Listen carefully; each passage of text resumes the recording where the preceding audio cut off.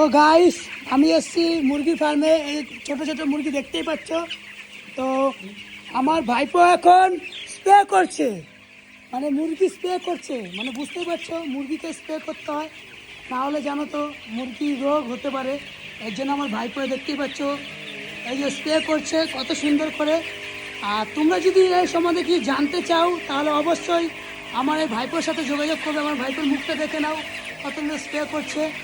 তো খুব ভালো লাগছে মুরগির স্প্রে করাটা, খুবই সুন্দর আর সত্যি অসাধারণ লাগছে এই জায়গাটা। আর আমিও চলে এসেছি এখানে, ঠিক আছে, মুরগির ফার্মে দেখতেই পাচ্ছ।